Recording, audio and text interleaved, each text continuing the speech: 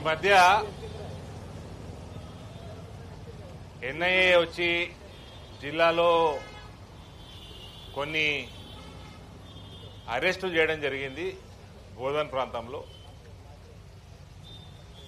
Terrorist activity పెరగడము, ఇక్కడ బోధను ఇంతకుముందు కూడా పిఎఫ్ఐకి సిమ్మికి అడ్డాగా మారటము, ఇవన్నీ కూడా కొంచెం ప్రజలకి భయాందోళన కలిగిస్తా ఉన్నాయి. ఇటువంటి పరిస్థితి వస్తుందంటే డెఫినెట్ గా ఇది లా అండ్ ఆర్డర్ సరిగ్గా లేదు. లా అండ్ ఆర్డర్ చేయాల్సిన పని చేస్తలేదు. దీనికి కాంగ్రెస్ పార్టీ యొక్క పాలన యొక్క ప్రెషర్ కూడా మెయిన్. ఓటు బ్యాంక్ రాజకీయాలు ఇవన్నీ కూడా ఇవాళ సొసైటీకి సమాజానికి ఒక ముప్పుగా మారుతా ఉంది. కాంగ్రెస్ పార్టీ యొక్క ఇంతకుముందు టీఆర్ఎస్ పార్టీది అదే పరిస్థితి, ఇవాళ కాంగ్రెస్ పార్టీది అదే పరిస్థితి. అసలు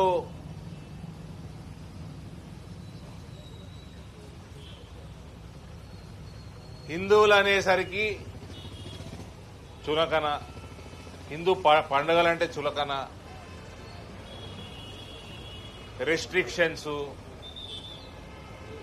ఒక ఉదాహరణ చెప్తా మీకు. నవీపేట్ల ఒక పిల్లగాడిని అరెస్ట్ చేశారు. కేవలం సోషల్ మీడియాలో ఒక ముస్లిం కమ్యూనిటీకి ఇబ్బంది కలిగే రకంగా ఒక ఫోటో పెట్టినందుకు. గణేశుడు పోతా ఉన్నాడు, ఫోటో తీసిండ్రు, వెనక మస్జిద్ ఉన్నది, ఈయన గణేశుడి మీద కాషాయం జెండా పెట్టిండు వినాయకుడి మీద. అది మస్జిద్ మీద పెట్టినట్టు కనబడతా ఉన్నది. దానికి ఆగమేఘాల మీద పోలీసు వాళ్ళు అరెస్ట్ చేశారు, రిమాండ్కు పంపారు. దానికి తుర్కోలందరూ కలిసి ఓ 400 బైకులు వేసుకొని ఓ హారన్లు కొట్టుకుంటా, స్లోగన్లు ఇచ్చుకుంటా పెద్ద రభస చేశారు నవీపేటలో. మొత్తం నవీపేట అంతా భయాందోళన, మొత్తం అక్కడ ఉన్న నవీపేట సమాజం మొత్తం భయపడుతున్నారు. మరి వాళ్ళ మీద కేసులు పెట్టారు. ఇది కాంగ్రెస్ యొక్క ప్రెషర్ పోలీస్ డిపార్ట్మెంట్ మీద. ఇటువంటి వల్లనే సమాజంలో చీలికలు వస్తాయి. నువ్వు అందరికీ సమానంగా ఉంటే చీలిక రాదు. హిందువులు అనగా గంగా జమున తేజీబు, మరి తుర్కోలు అనగా గంగ ఎండకపోతుంది, జమున ఎండకపోతుంది.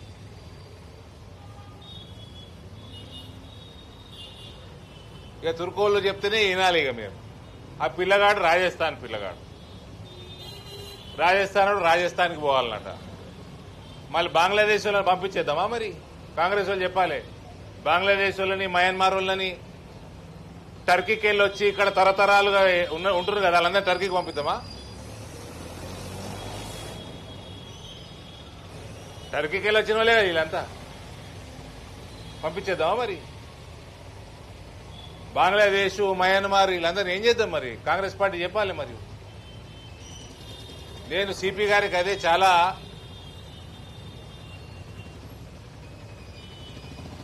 బాధతోటి చెప్పిన.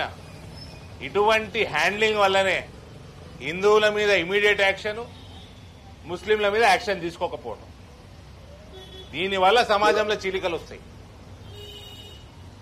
అని ఆయనని రిక్వెస్ట్ చేయడం జరిగింది. నిన్న కూడా ఫోన్లో మాట్లాడితే కేసు పెట్టడం జరిగింది ఆ బైక్ ర్యాలీలు తీసిన వాళ్ళ మీద. కాబట్టి ఇటువంటి జస్ట్ ఎగ్జాంపుల్గా చెప్తా ఉన్నా మీకు. వీళ్ళందరినీ నెత్తి మీద ఎక్కించుకుంటేనే ఇవన్నీ అయితే పిఎఫ్ఐలు సిమి అడ్డా తయారవుతుంది జిల్లా. ఇప్పుడు ఎన్ఐఏలు ఇక్కడికి రావాల్సి వస్తుంది, ఇక్కడ అరెస్టులు చేయాల్సి వస్తుంది. పాకిస్తాన్ తోటి ఇంకెక్కడంతోటో లింకులు, వీళ్ళట అందరు కలిసి ఒక ఎన్జిఓ పెడతారట, సేవా కార్యక్రమాలు చేస్తారట. ఏం సేవ చేస్తావు బే అంటే, హిందూ పిల్లని తుర్కోడు పెళ్లి చేసుకుంటేనట, వాళ్ళు పారిపోతారట, వాళ్ళు పారిపోతే వాళ్ళకి సౌలతులు ఏర్పాటు చేయడానికే ఎన్జిఓనట. మరి అట్లా హిందూ పిల్లని తుర్క పిల్లగాడి చేసుకుంటేనే మళ్ళీ వేరే వాళ్ళకి సేవలు చేయరట. అది లవ్ జిహాద్ అంటారు, ఇది సేవ అన్నారు. ప్లస్ కమ్యూనల్ రైట్స్ అయితే హిందువుల్ని చంపేస్తానికి వెపన్స్ తయారు చేయాలన్నట. అంటే ఈ పరిస్థితికి తెలంగాణ వస్తే ఈ కాంగ్రెస్ ప్రభుత్వం ఏం బీక్తుందని అడుగుతా ఉన్నా. జిల్లా ప్రజలందరూ కూడా గమనించాల్సిన అవసరం ఇది. తప్పు చేసిన వారిని అరెస్ట్ చేస్తారా సంతోషం, తప్పు చేసిన వారిని మట్టంతో మీకేం పనే?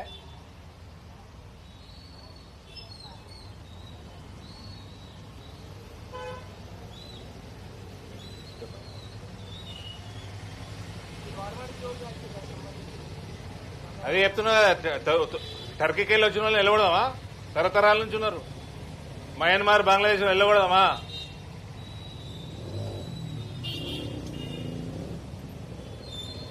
భారతీయుల సంగతి తర్వాత చూద్దాం, వీళ్ళు బయట నుంచి వెళ్ళకూడదామా?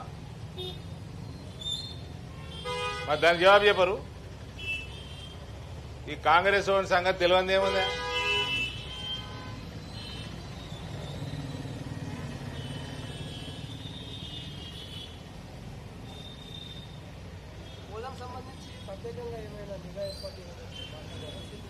సరే, ఇంటర్నల్ విషయాలు చెప్పకూడదు. వాళ్ళు కూడా కొంచెము ఎన్ఐఏ చేస్తున్న అరెస్టులు వాళ్ళకు కూడా ఇన్ఫర్మేషన్ తక్కువనే ఉంది.